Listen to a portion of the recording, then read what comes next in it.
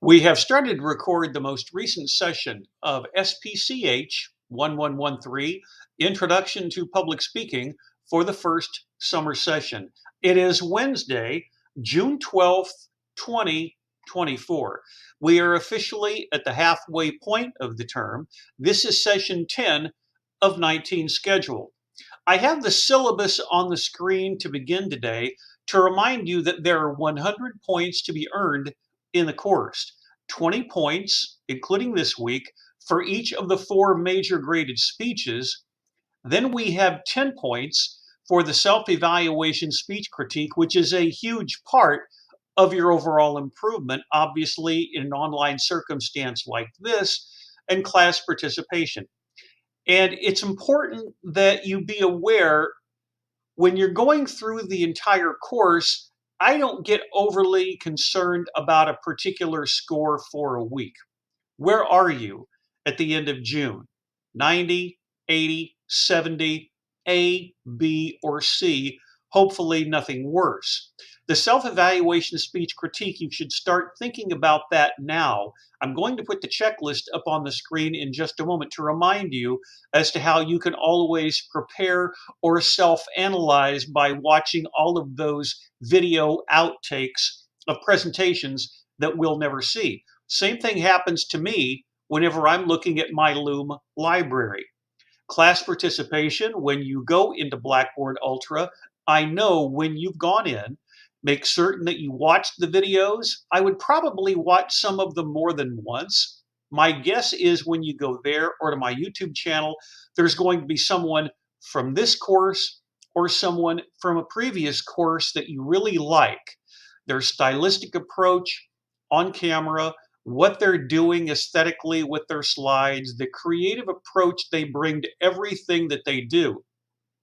Your storytellers, how can your design consistency, your text image balance, the interactivity brought into the slides, whether it's Slides Go, whether it's Canva, Google Slides, some of you may use Microsoft PowerPoint. How is all of that going to result in an attractive package?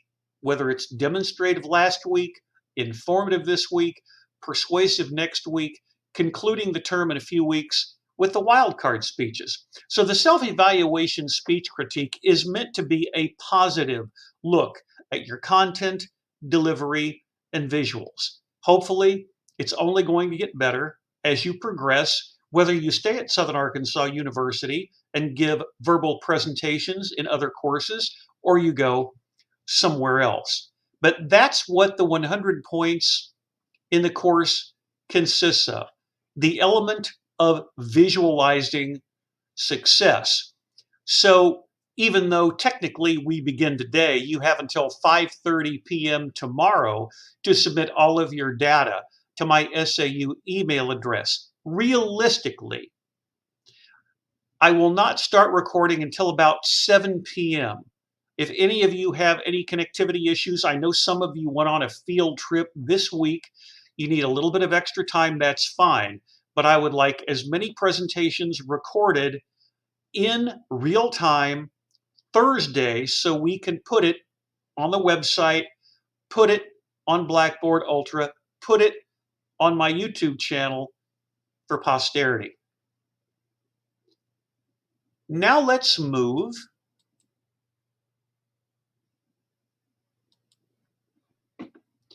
to the SAU speech critique. Before we officially begin, or those of you who are still recording or putting your slides together, it's always helpful to start thinking about different items of interest or elements that will help you prepare.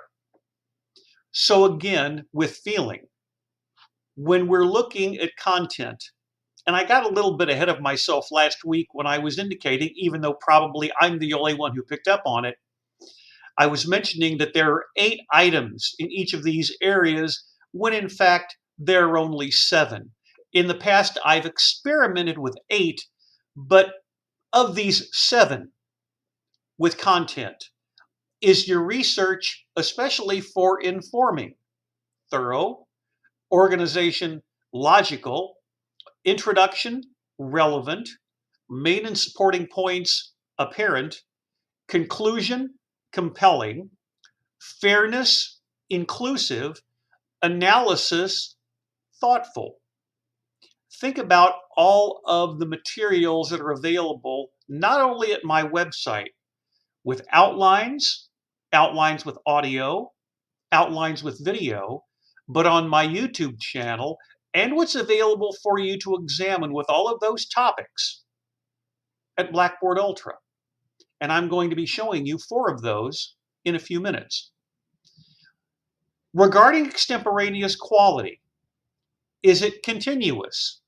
There may be a slight slip up, but that shows, or looking off to the side, that you truly are being faithful to the concept of the course and being extemporaneous. Is your conversational style expressive? This is where I try to practice what I preach. I don't have a teleprompter. I don't have any kind of script in front of me.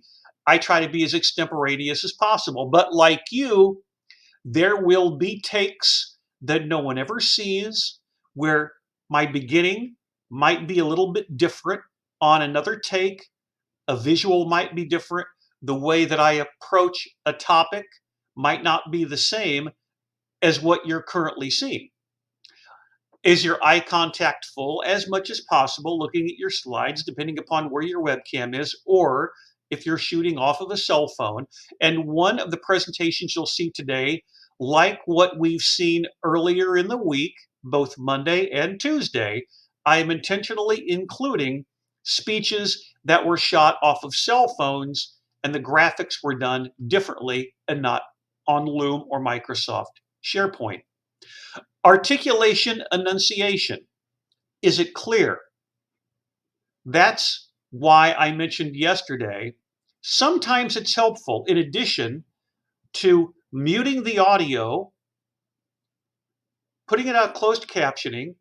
Are you speaking in complete sentences? Are you establishing and maintaining eye contact? But if you look away and listen to yourself, do you pick up more vocalics?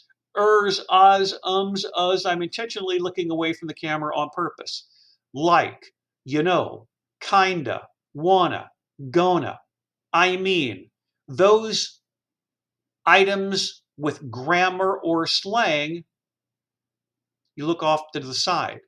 There was someone who would, as a transitional device, not use or to fill the dead space, but was saying like, or someone else was saying, you know. Once you become aware of that, you can self-edit. Always keep that in mind. So it's not a failure, so to speak. It is a success in picking up how you can improve in terms of your verbal communication for the future. Is your vocal variety varied? You're not speaking in a monotone. Are your nonverbal cues poised? Do you come across at ease on camera? Is your persona authentic? I can tell you that the way that I am online is pretty much the way I would be if we were in a face-to-face class. Then your visuals. Is your design uniform? No spelling errors. Everything makes sense in terms of spacing, grammar, syntax, bullet points, short sentences or paragraphs, font, color, shading, readable. You're doing 2 things here. You want it to look attractive for an audience, whether it being a face-to-face course or an online course, but you also want it to be arranged in such a way where you can remain extemporaneous with the bullet points or text or font or headlines or images, photos, or visuals, including websites and video clips. Spelling, grammar, accurate. Text image balance, comparable.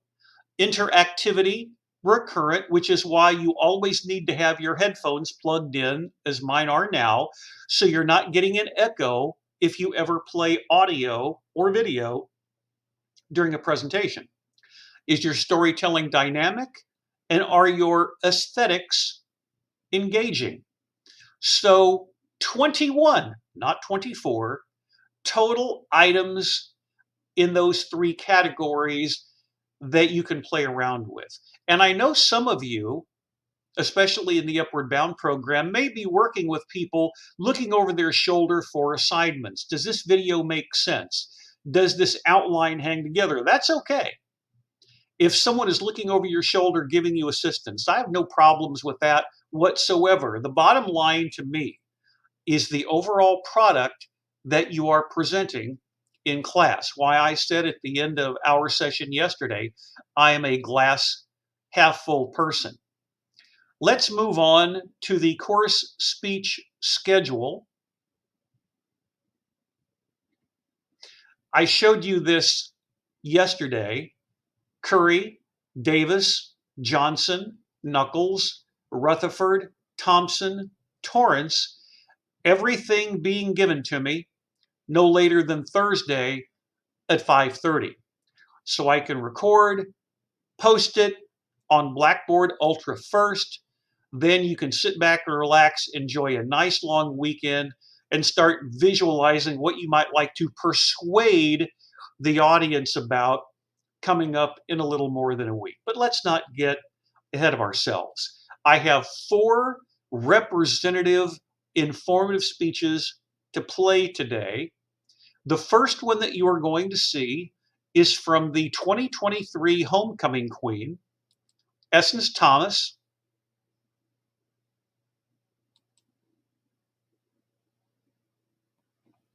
In her case, that is her persona. Very likable, very approachable. The first time I ever met her in person, as I told you during a previous class session, was at spring 2024 commencement. I made it a point to introduce myself to her. I was talking to some of my mass communication, mass media graduates, and I reminded her that she had been in my online class 3 years ago. And she said that this was one of her favorite courses because she really started thinking about how she was presenting herself on camera. Very authentic in person as she is on camera. That is something that you're going to find in her speech today, where she is informing us on the history of black hair. So I have 4 presentations. I'm not going to break them down as much as I have in the past. I'll do a little bit of that, but start thinking about, for informing when you're serving as a teacher or lecturer, what are these individuals doing? Their topic selection, their approach to each of these concepts, and are they improving as public speakers? From summer 1 of 2021, Essence Thomas informing us on the history of black hair. Good afternoon, everyone. My name is Essence Thomas, and today I will be doing my informative speech on the history of black hair. Here we go. Today I will be talking and discussing about natural hair, braids, a shift in history, and the products. The first one is our natural hair. Did you know that natural hair can shrink by 75%? For example, your hair can go from a big afro to shrinking by 75% as the picture shows. Our natural hair is not just a look, it is a movement. It was for a while where black girls will be criticized for the way their hair looks because it doesn't look like everyone else, and society wasn't used to seeing these big curls and kinks, and it wasn't what the norm. So black girls, they have decided to express themselves through their hair because it reflects on our history, it's how we were brought up, it's in our roots. And the difference between black hair and any other hair is black hair grows zero point 0.9 centimeters a month, where, for example, Caucasian hair grows 1.2 centimeters a month, and black hair grows parallel to the scalp. As you can see in the corner, it shows the difference between an Asian hair strand, a Caucasian hair strand, and a black girl's African hair strand. The next one is braids and locks. Where did braids come from? Braids have been here since 3500 BCE, and braids can be a representation of your clan and religion or age. This is how it was before our time. And a fun fact is that during slavery, braids were used for their own benefits. For example, slaves would use braids to hide rice or seeds or any other food, so when they planned to escape, they wouldn't be without food. And also, as you can see in the bottom left corner, braids can be used as a message system to escape. And as you can see, the different directions of the braids could represent a map route. Here's a video, a small clip of an example of how they put the rice in between the hair first, and then they would slowly braid on top of it to hide it so they wouldn't be without food if they did have to leave. Here's an example.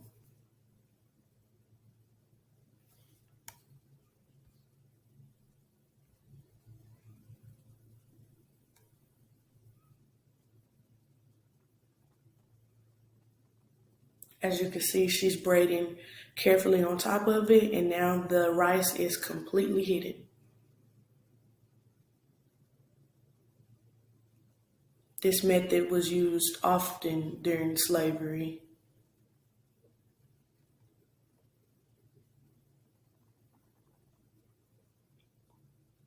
And now she has a perfect braid, and you cannot see the rice, and nobody would think twice about it.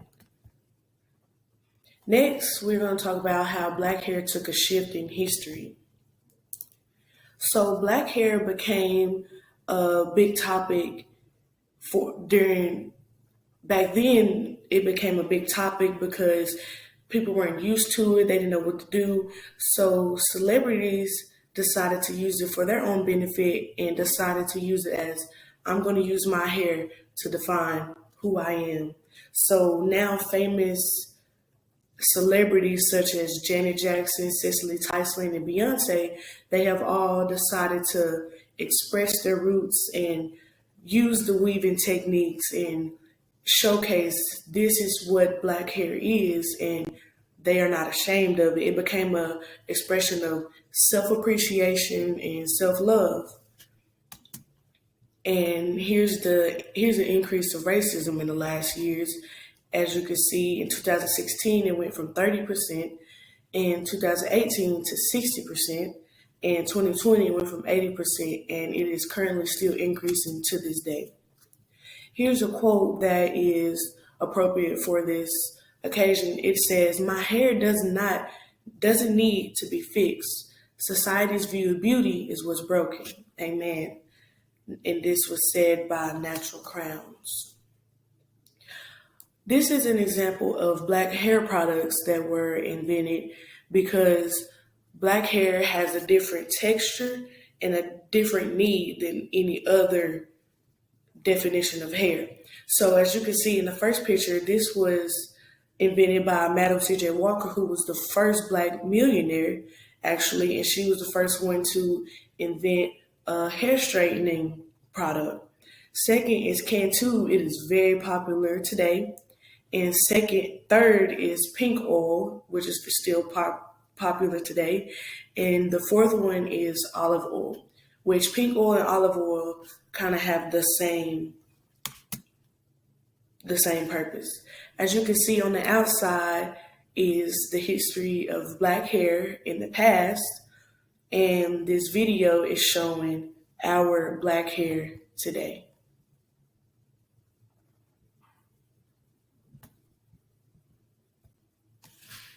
Just move boards on top of that. I wanna see when you team. Look at your crown, natural relax with the Jericho. One time soft and sheen. Where black girl magic is sometimes blue. My broke a hairband or two. Raise my voice, she gonna say that I'm angry. Kiss my teeth and now you say that I'm good. Kid at 16, you say it's my. And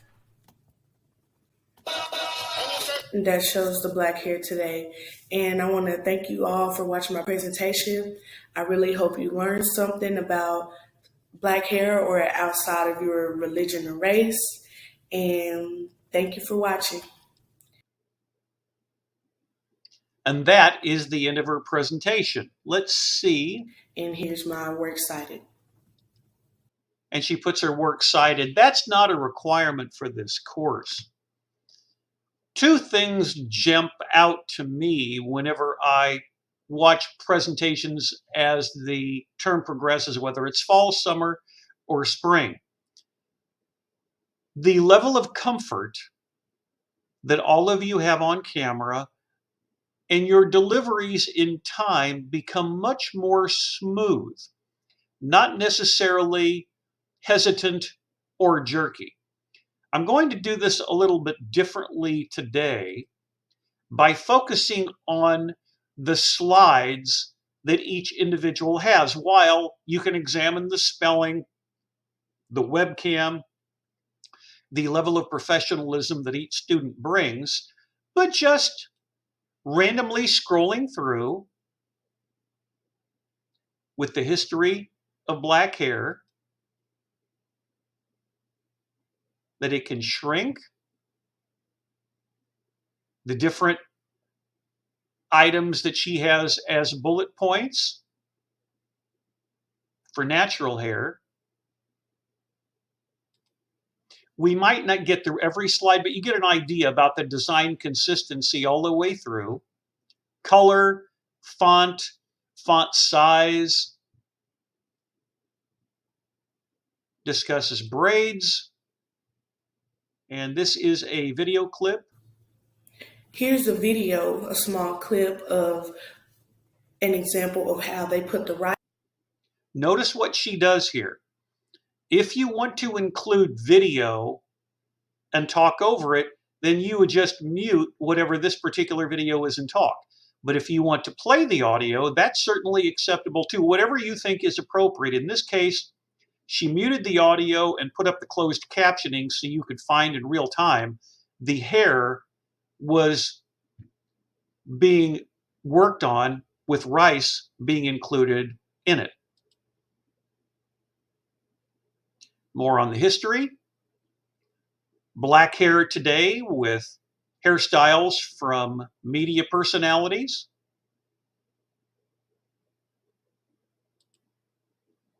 Different types of hair products. A picture is worth 1,000 words, and here she includes audio. Just move boards on top of that. I want to see when you see. Look at your crown, natural light to the Jericho. One time soft and sheen where black girl. Is she fulfilling the requirement of informing us about something? Absolutely. She felt it was important to discuss the history of black hair, and she does it quite well. She earned an A in the course. Speaking of A students, our second example is going to come from someone who is one of my mass communication, mass media graduates. You're looking at Finley Blair, who in the past month earned her master's degree in public policy from Texas A&M University in College Station. The video wound up in my social media timeline, and I actually watched her walk across the stage to receive her graduate degree. She was here as a scholar athlete. She played on the tennis team, outstanding student, and she wanted to, during the pandemic, during the fall intersession, which had ironically December of 2020, like May and June of 2024, exactly 19 class sessions. So she was working on the same rotation that you are this term. She wanted to discuss emotional intelligence. I don't know if it came from some of her psychology courses, but she felt it was important to discuss. I believe that Finley had a paid subscription to Loom because, as you can see, her presentation was close to 10 minutes. But it doesn't drag. You can speak a little bit longer if you want. Essence was around 7 minutes. From the fall intercession of 2020, Finley, who used Slides Go for all of her presentations, she is discussing and informing us about emotional intelligence. Here it is. Hello, everybody. My name is Finley Blair, and today I will be talking to you about emotional intelligence. So, first, what is emotional intelligence? Emotional intelligence refers to the term defined as the ability to understand, use, and manage your own emotions in positive ways to relieve stress, communicate effectively, empathize with others, overcome challenges, and diffuse conflict. In other words, emotional intelligence is basically how well I handle my emotions in my daily life. What does that mean? So, emotional intelligence is defined by 4 specific characteristics. These characteristics are self-management, self-awareness, social awareness, and relationship management. So I'm going to go through all 4 of these and kind of explain what those specifically are. Self-management refers to the ability to control one's emotions and how they affect oneself. Refusing to act impulsively on emotions and instead stay thoughtful, managing one's feelings and behaviors in healthy ways, and the willingness to be able to adapt. So basically what this means is being in control of your emotions, being able to control how you react to specific things, and being thoughtful and making sure we're not reacting impulsively. Self-awareness refers to the ability to properly assess oneself in relation to how they are perceived from the outside, but also being able to assess oneself internally, evaluating strengths, weaknesses, and ways to better oneself. So what this means is being aware of how we do react to our emotions, usually how we come off to other people, and making sure that we are doing our best to be like in connection with our emotions, if that makes sense. And when we connect with them, we are able to act thoughtfully on our emotions as well. Social awareness refers to being able to properly assess certain situations outside of ourselves and demonstrating empathy and working well with others, while relationship management refers to the ability to develop and maintain good, healthy relationships based on our emotions and making sure our emotions don't hinder us from doing that. Our next question is who? So who coined this phrase, emotional intelligence? Emotional intelligence was originally coined by Peter Salovey and John Mayer, who were 2 researchers that kind of discovered it, came up with it, and ended up writing about it in a journal called Imagination, Cognition, and Personality in 1990. But this phrase was popularized by Dan Goleman, who wrote about it in his famous novel called Emotional Intelligence. Our next question is where? Where can emotional intelligence be displayed? And emotional intelligence is displayed in all aspects of life, including school and the workplace, relationships, and social situations. So my experience and when I've had to kind of display emotional intelligence is at my job. I work at a gym as a customer service representative, and in doing that, my job is basically to help any customer that comes in, any member. I'm supposed to be able to answer questions, help them with their problems, billing, solve any issues that they may have in a way that encourages them to want to keep coming back and makes them feel cared about. So a lot of times people will come in very, very upset about, let's say they got billed, they don't know why they got billed, they're getting billed more than they thought they were getting billed, or they want to cancel their membership, and we have specific policies that they don't agree with, they don't want to follow our policies, and they're very upset. So sometimes it can be easy to take someone else's anger and take it personal and kind of want to react on that, but I just have to make sure that I stay very calm, understand that it's not personal, it's them, it's more about them than it is about me.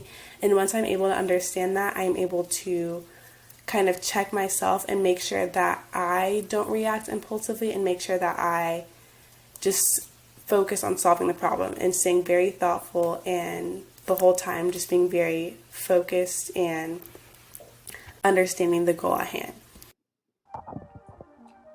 Do you know the U.S. solar company's nasty little secret? It turns out if you live in Arkansas, they have to give you solar panels for absolutely no net cost. All you have to do is ask. Solar companies in the U.S. are trying everything to keep this away from the public, but it's slowly leaking out. And it's all because of the Inflation Reduction Act. That very rarely happens in class, where a speech is interrupted by an advertisement. But as we continue on with her speech in just a moment, pay attention to Finley's eye contact. She really does focus in on her subject. And I was thinking about this on her previous slide. She has a few bullet points, a headline, and a generic image. She knows her material so well and has done quite a bit of informative topic research. She is mentioning that in real time. She's not reading off a slide. So after this commercial, we'll continue and go full screen. So our next question is why? Why is emotional intelligence important? So emotional intelligence is important and essential for navigating in the world for a variety of reasons. But firstly, emotional intelligence affects people and their physical and mental health and their workplace and even their relationships. So it's important to develop proper emotional intelligence in order to have a higher quality of life. When one is able to properly control and manage their emotions, they are able to adapt through the ups and downs life throws at us and continue to solve problems and build relationships. Specifically, emotional intelligence affects our mental health because usually if you don't have high emotional intelligence, you are less likely to be able to handle stress in healthy ways, and high level of stress can lead to things like depression, anxiety, and suicidal thoughts, which is extremely, extremely detrimental for our mental health. Another thing it affects is our physical health. Same thing, emotional intelligence, if you don't have it, you are more likely to be kind of highly affected by stress and not handle stress very well. And the inability to be able to handle stress leads to heart disease, immune and metabolic dysfunction, and can lead to a hormonal imbalance, which is very bad for our body. Our next question is how? How do we develop emotional intelligence and how do we measure our emotional intelligence? So I'm going to go through all 4 characteristics of emotional intelligence and kind of talk about how we can develop emotional intelligence in those aspects. So first, self-management. Learning to control impulse decisions and letting one's emotions have a large impact on our decision making. In addition, learn to process emotions in a healthy, non-damaging way. So basically, what we want to do is we want to learn to manage our emotions. We want to be in control of our emotions because our emotions are our emotions. We don't want our emotions to control us. We want to be in control of our emotions. And I know sometimes it can seem like you are out of control of your emotions, like you don't know what to do, you don't know how to handle, but what you can control is how you react on those emotions. So while you may not be able to control your emotions specifically, you can control your reaction, and making sure we keep that in mind and kind of focus on what we can change, what we can control is an extremely big factor in developing emotional intelligence. Our next thing is self-awareness. So self-awareness means learning to be able to manage stressful situations and being able to connect with our emotions and recognize how we usually respond and how we should respond. So when we are able to connect with our emotions and know that they are not outside of us, they are a part of us, we are able to better respond to situations in a more thoughtful manner, and we kind of are able to know ourselves better, which is extremely important in our quality of life and kind of building relationships with other people and knowing who we want to be around, who we don't, where we want to go, and things like that. So that's very important. So for social awareness, learning to recognize and interpret nonverbal cues others use to communicate, along with better assess body language and other nonverbal cues to better respond in social situations. So what this means is being able to communicate not just by words and being able to comprehend and understand communication, not just given by words, not just given like blatantly like this is this, but being able to understand things using kind of context clues and other things to understand what's going on around us. So this is extremely important, and being able to work with a team, being able to work with other people, because when you are able to have social awareness, you are able to better work with a team. People will, if you, let's say you want to be a manager or business owner, anything like that, people will be more likely to want to work with you as well, which is extremely important.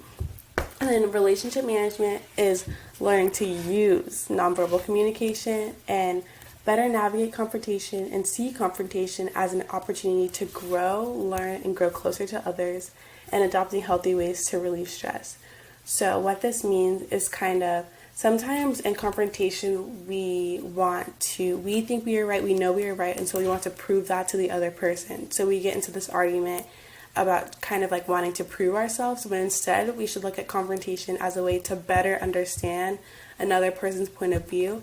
And instead of taking things personally and basically not wanting to understand another person's point of view because we feel like we are right, we should go more into confrontation as wanting to better understand and wanting to grow our relationship with that specific person.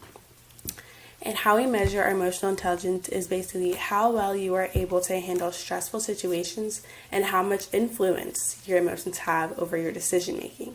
So if your emotions have great impact, great influence on your decision making and how you navigate around the world, then you probably are not very emotionally intelligent. But if you are able to kind of be thoughtful and intentional with how you are responding to your emotions, then you are probably emotionally intelligent.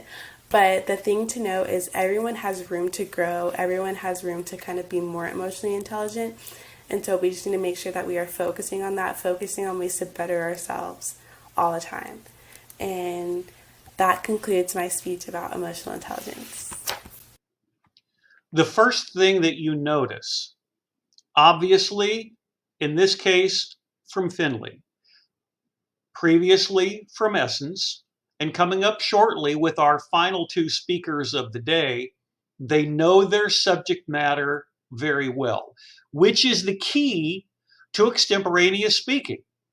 As I mentioned when we had the commercial, which I did not expect, thank you, YouTube, she does not have a lot of data related to what she's talking about for an almost 10-minute informative speech on the screen. She spent so much time on this particular slide with self-awareness, something in a public speaking context all of us need to be aware of. I talk about self-awareness for that self-evaluation speech critique. Pay attention to her eyes when you're watching her speech. She really is focused in on the subject matter, maybe taking social awareness, relationship management, emotional intelligence, self-management, or self-awareness in her mind and going into additional subheads or additional bullet points that are in her head or in her thought process, or additional images that are in her thought process that are not on the screen.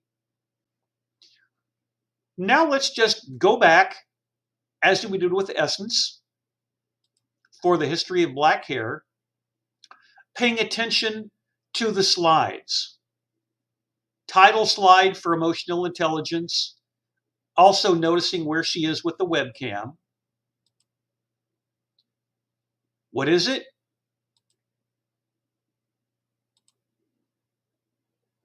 Where?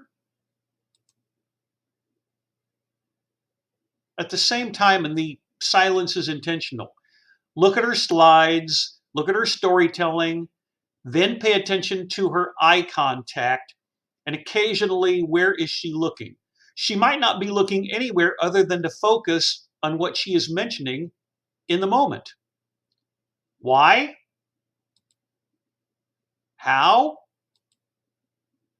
And then she spends the rest of the time on this particular slide. Look at her eyes. Look at the expressive nature with the hands. I don't talk a lot about that in a face-to-face or an online course. Sometimes people are naturally expressive with their hands or not. You just don't want to become a traffic cop and move around too much. Then we get to the end of her speech, and there is the last 20 seconds or so. Are we learning about the history of black hair? Speaker one, yes. Is it informative? Absolutely. Same thing with emotional intelligence, something that you feel comfortable discussing. That brings us to our third speaker of the day. I intentionally included this one because of the circumstances by which it was recorded. Finley is one of my mass communication, mass media graduates. Mackenzie Turner, whom you'll see in just a moment, like Finley, a scholar athlete. Finley was on the tennis team. Mackenzie was on the golf team. She is now in law school in Texas. As a member of SAU Sports, obviously, COVID-19, the pandemic, affected her schedule. What you see is Mackenzie recording her informative speech. This was my Monday night face-to-face course. We had to do an about face like what you saw with Kylie yesterday and with Jocelyn Keller on Monday. Jocelyn did hers on Loom. Kylie from the veterinarian's office did her presentation off of her cell phone, and that's what Mackenzie is doing. Remember when Kylie, who gave the heartworm presentation, she did it with a computer monitor turned around for her visuals. In this case, Mackenzie is back home in Texas. She is in her parents' living room. Off camera, she has her laptop, which is connected to the back of the widescreen television. She is going to talk about and inform us how the NCAA and Southern Arkansas University were dealing with sports in the middle of the pandemic. As you'll recall, a number of NCAA sports were just canceled, and so many of the athletes got an additional year of eligibility. But I wanted to show this to you with the closed captioning on. Her audio is pretty decent here. She projects. This is from spring of 2020. And as you can see, how the coronavirus affected spring sports. Here it is. Hi, my name is Mackenzie Turner, and I will be doing my informative presentation over how the coronavirus affected spring NCAA sports. What is the NCAA? The National Collegiate Athletic Association is a member-led organization dedicated to the well-being and lifelong success of college athletes. The NCAA is the decision makers for all the athletes that sit underneath their umbrella. They rank among status on various committees for each of the 3 divisions of sports, which pretty much means that there's committees are devised upon sport and division. So obviously football is a bigger sport than golf, so there'll be a bigger committee talking about the decisions need to be made with football versus other sports. Why all the commotion? COVID-19, also known as the coronavirus. Obviously, the whole entire world is being affected by this right now, and spring sports is just another thing that ended up falling under that. The coronavirus is a respiratory illness that spreads like a wildfire. Beginning in China, the number of cases has risen from 1 to over 3,000 in the United States alone in a little over a month. So what happened? The country went into panic as the spread of the coronavirus took off across the world. Large gatherings of people and events were shut down across the country, and the NCAA first shut down large events such as championship games, and then they went on to suspend all spring and winter sports. Pretty much they were just being safe, because with the coronavirus you want to stay 6 feet away from people so you don't end up getting sick, and obviously sporting events are large gatherings of people and it's hard to keep your space, so they just took some precautions and went ahead and just canceled sports the rest of the season. And eventually colleges followed and sent most of their students home to do online classes. How did athletes react? Seniors were crushed as their last seasons had just vanished before their eyes. Student athletes were in some cases required to move out of their dorms and go home, giving them little time to grieve the situation. Athletes were left with unanswered questions about their eligibility, and no one knew the fates of these heartbroken individuals. They took to social media platforms to share their grief and learn about it. A lot of these athletes had no idea what was going on. Many of them were already at sporting events and they were just immediately told that they couldn't play anymore. And for the seniors that thought they had the rest of their season, that was a really big deal to not get to play those last few games or finish that season with their team. And over here are a few tweets from student athletes. One of them says, "Heartbroken. I just know it can't end like this, not like this, and it's over that fast." So what did the NCAA do next? Upon the suspension of spring and winter sports, the NCAA took to the media to share their concerns for athletes. Obviously, they did not expect for this situation to come on so soon. They didn't want the seasons to end just as much as the athletes didn't want to. They worked quickly to update athletes, coaches, and fans on the matter and stayed active on social media to keep everyone in the loop. As soon as all of this happened, they started spitting out tweets on Twitter, letting everyone know what was going on, letting them know what decisions were being made and how soon they would get more information.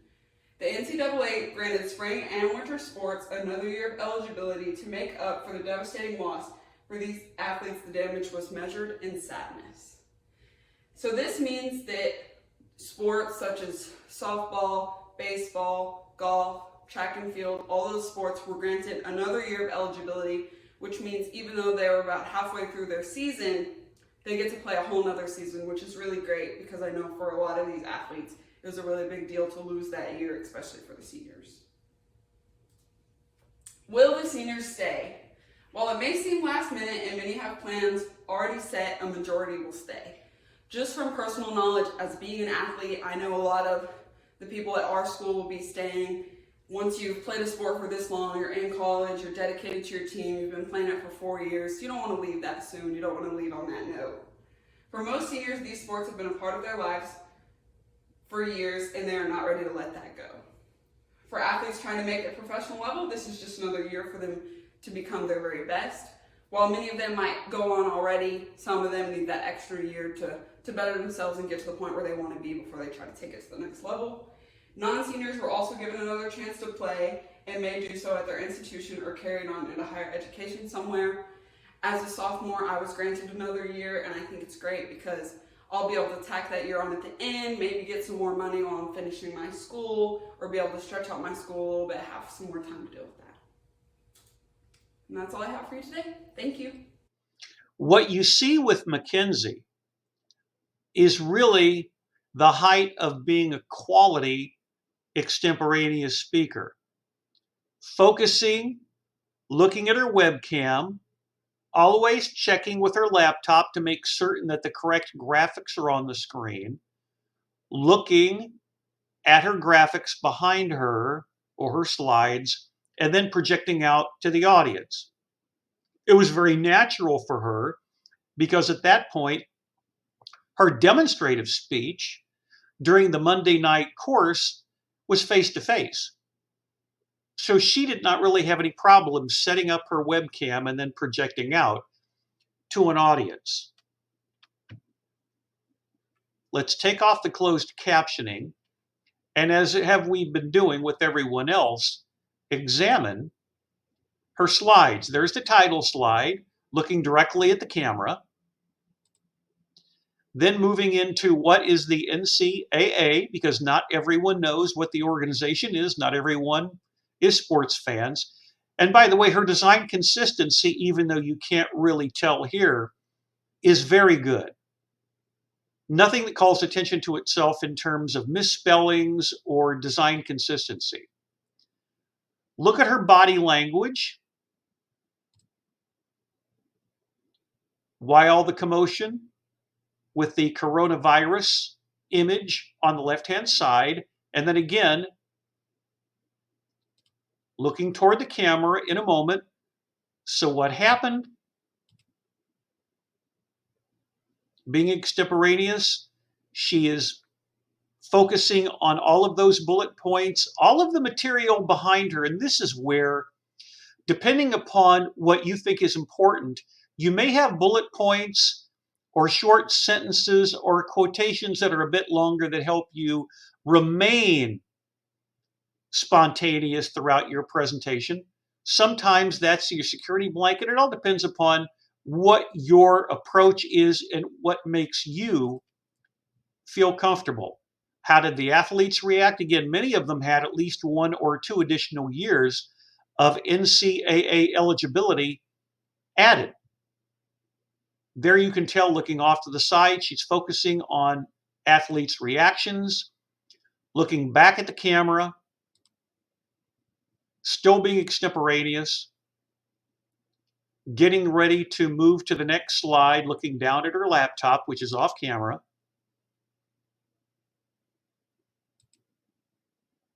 Let's pick up the last 30 seconds or so in real time with closed captioning off.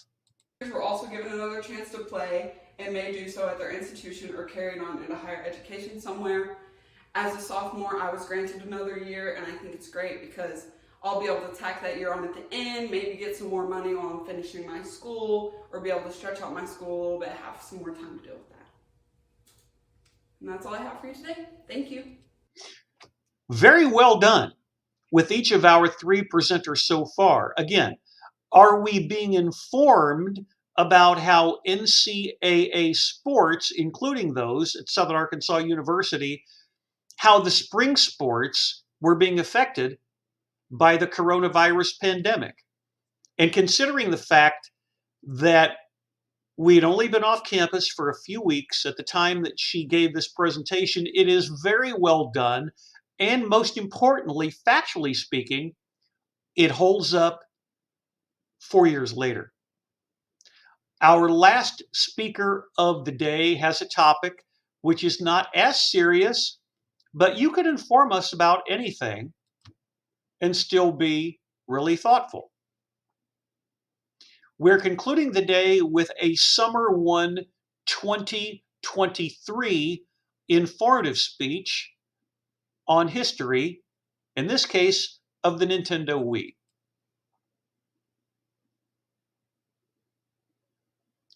This is Jalissa Oliveras, in her case, placing her webcam from Loom in the upper right-hand side. Once we are done for the day, or pretty close, I'll move my webcam around and show you that if you slide over into any of the corners, it's going to look pretty much the same. Instead of maybe moving it into the center like what we saw earlier in the week from Loom on one of the instructional videos, I like to be consistent in being all the way in one corner, top or bottom. The history of the Nintendo Wii console, Jalissa Oliveras, 1 week ago this week, our 4th and final informative speech. Here it is. Hello, my name is Jalissa Oliveras, and I will be doing the history of the Nintendo Wii console for Speech 1113, Intro to Public Speaking for Summer 1, 2023. What is Nintendo? Nintendo is a Japanese multinational video game company founded by Fusario Yamauchi on September 23, 1880 in Kyoto, Japan. Nintendo originally sold playing cards, but its first console was released on July 15, 1983, called the Nintendo Entertainment System, the NES. What is the Wii? The Wii is a home video game console developed and marketed by Nintendo, and it was developed by Shigeru Miyamoto and Genyo Takeda. It was released November 19, 2006, and is Nintendo's 5th major home game console. Fun fact, I am older than the Wii. It is part of the 7th generation of home video game consoles. It was released with the Xbox 360, and with the Wii includes the console, the Wiimote, nunchuck sensor bar, AV cable, and the power cable.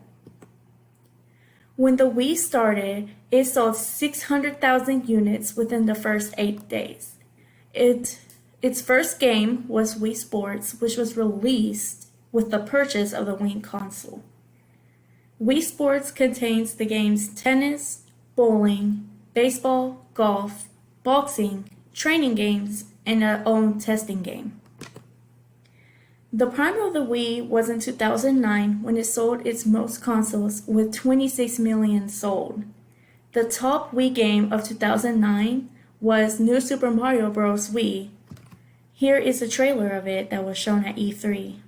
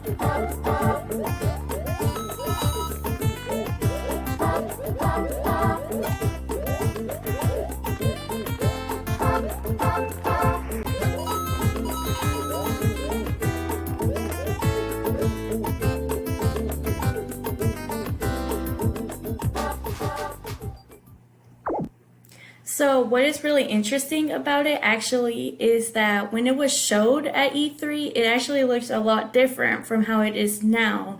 The sounds are different, the quality is a bit different. There's a lot of many different things with it, but it's still a very fun game.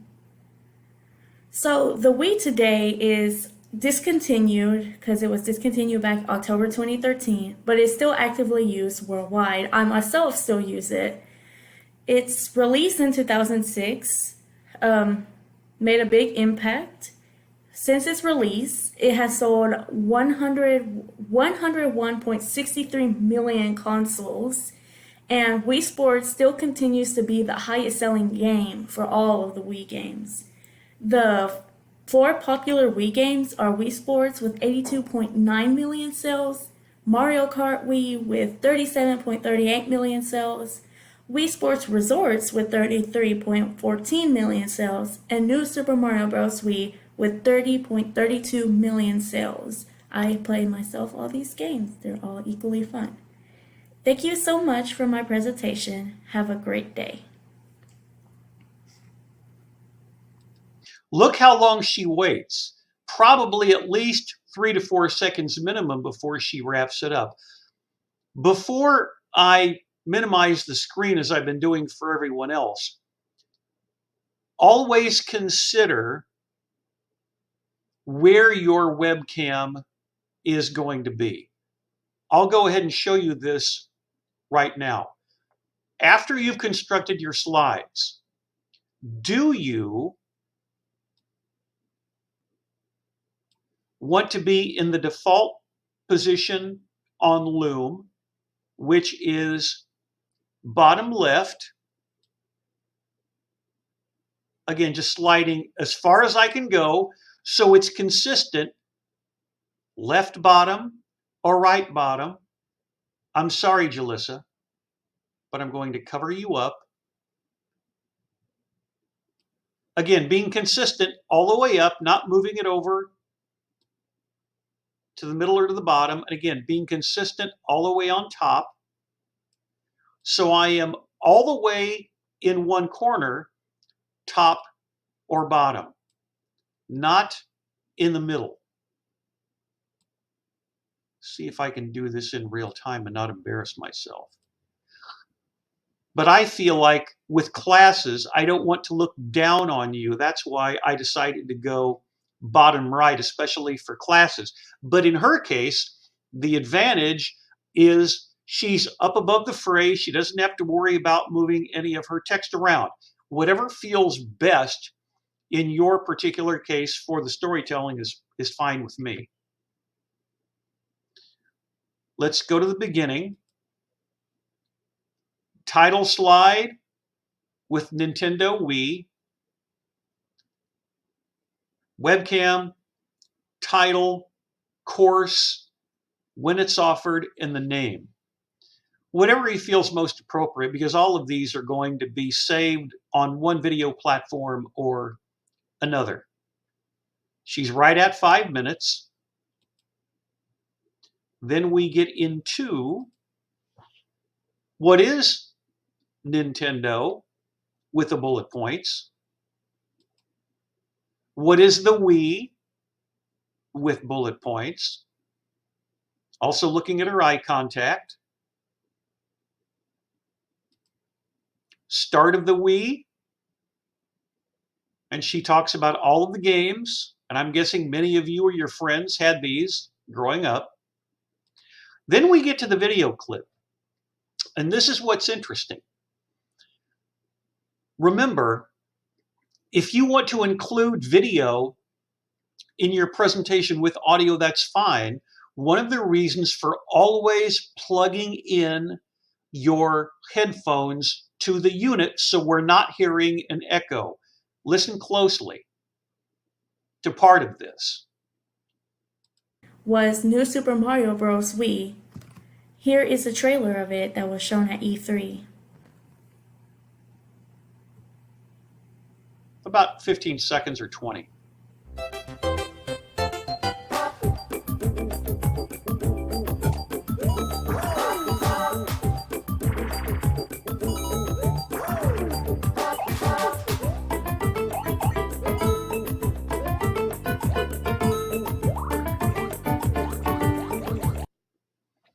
We'll let the video play in real time. Little things like that matter. There's a lot of choreography that goes into putting your speeches together. I have Google Drive. I have so many different tabs up on the screen right now. It's a little bit different recording on Loom Live than, let's say, Blackboard Collaborate Ultra. But once you get used to going back and forth from one source to another, it's going to be smooth. In your case, with a slideshow with interactivity for your informative speech this week, or what I'm doing here. But I intentionally don't edit anything. If it's not exactly perfect, that's okay. Send me what you think, as I say often, is the best representation of your particular speech video for that week. Let's listen to the end of her presentation in real time and bring it up, the last minute. So the we today is discontinued because it was discontinued back October 2013, but it's still actively used worldwide. I myself still use it. It's released in 2006, made a big impact. Since its release, it has sold 101.63 million consoles, and Wii Sports still continues to be the highest selling game for all of the Wii games. The 4 popular Wii games are Wii Sports with 82.9 million sales, Mario Kart Wii with 37.38 million sales, Wii Sports Resorts with 33.14 million sales, and New Super Mario Bros. Wii with 30.32 million sales. I play myself all these games. They're all equally fun. Thank you so much for my presentation. Have a great day. Now that's technically where she stops. At the bottom of the screen, it's 448. So it's 1001, 1002, 1003, and she still hasn't stopped. Notice whenever I'm done for the day, I intentionally wait 2 to 3 seconds and then stop. In your speeches this week, whenever you say thank you, whenever you're completed, just have that internal clock in your head or sneak a peek at your cell phone stopwatch or your timer on Loom. There's no rush. Don't cut things off prematurely. But think about the 4 speeches that we saw today. Essence went first with the history of black hair. We had Finley go second with emotional intelligence. We had Mackenzie third with how NCAA and Southern Arkansas University spring sports were affected by the coronavirus pandemic. And finally, with Jalissa and history of the Nintendo Wii console. All 4 of those from different times over the years where I taught the basic speech course, but they're all equally effective. They're not going to be perfect, but are they fulfilling what I think are important concepts of the assignment? Yes. Are we learning about all of the topics? Yes. This is now where improvement comes into play. When you're looking at your demonstrative, informative, persuasive, and wildcard speeches, do you feel you are, as a whole, during the 19 class sessions of the first summer session, improving in terms of your content and delivery and visuals?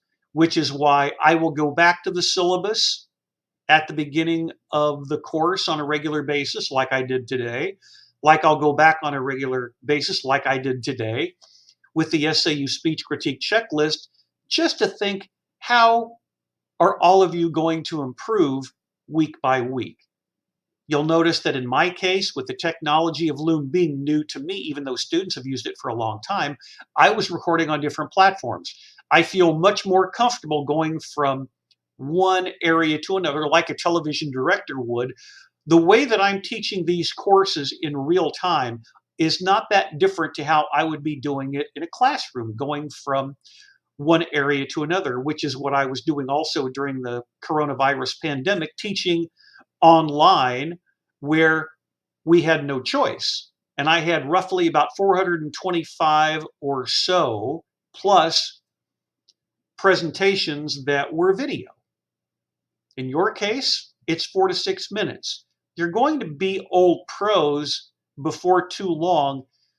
The self-awareness is going to be that much more helpful in the long run, no matter where you plan to speak. We will conclude for the day by returning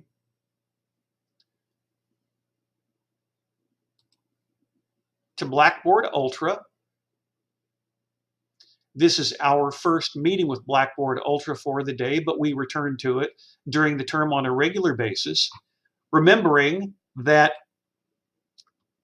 that is going to be populated week by week with more presentations, maybe not everyone, but certainly a lot of them. All of these previous examples from 2020 to 2023 were intentionally included.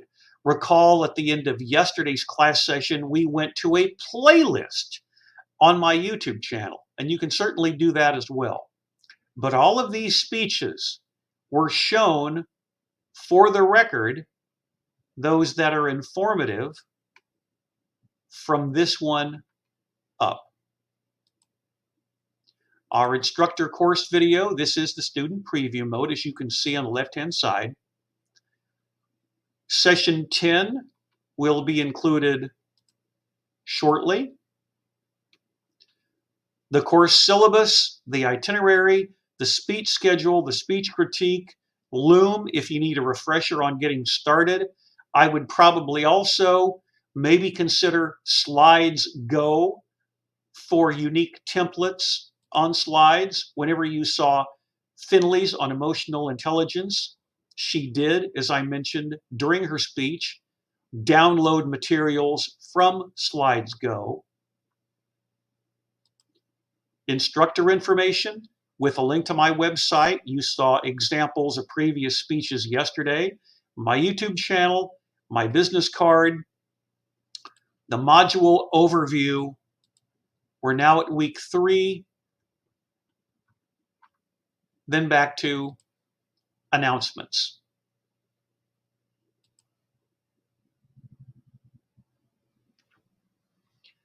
We ended here 24 hours ago. We will end here today.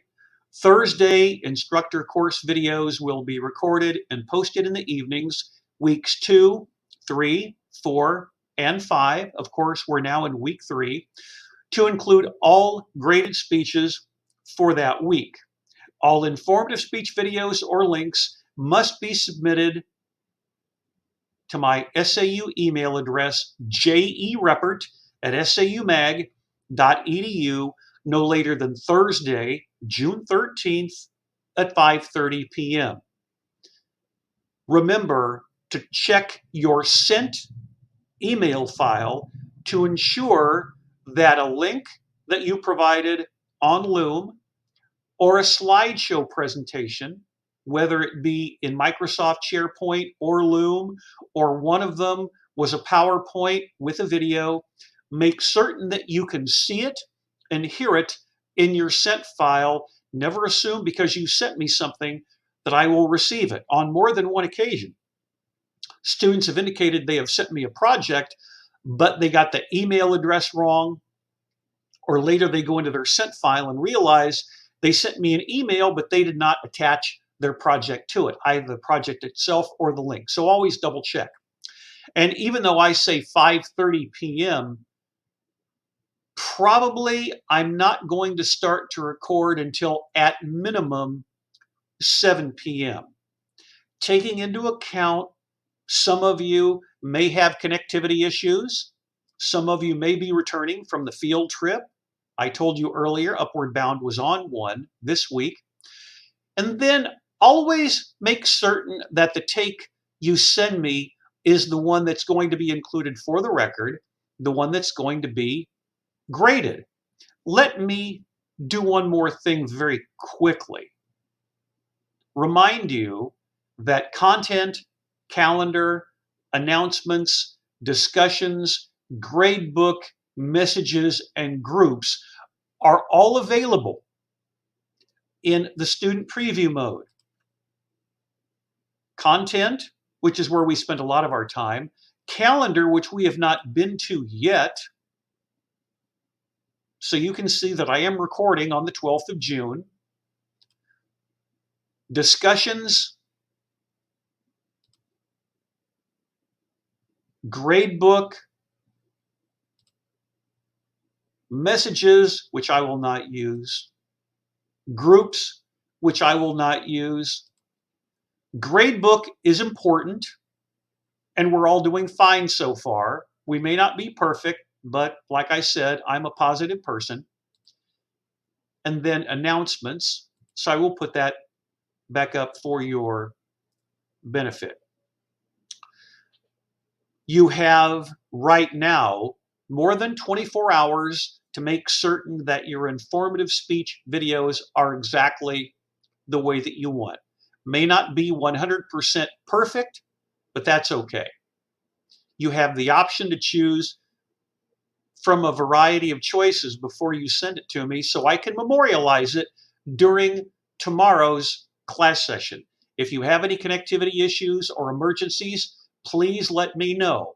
If not, I would expect all of your informative speech videos to be sent to me by 5:30 p.m., maybe 6 o'clock tomorrow evening. But I will always record on Thursday evenings and then post them to Blackboard Ultra immediately thereafter. Good luck. We're off to a very positive start, like I said, and I've tried to show you representative examples of demonstrative and informative speech videos that not only fulfill the nature of the assignment, but are also representative of the creativity and the improvement that people show in this course. And I want the same to happen to all of you. Good luck as you finalize your informative speeches. While today is technically listed as informative speech day 1, playing more videos with analysis is always a plus. And that concludes the recording session for today.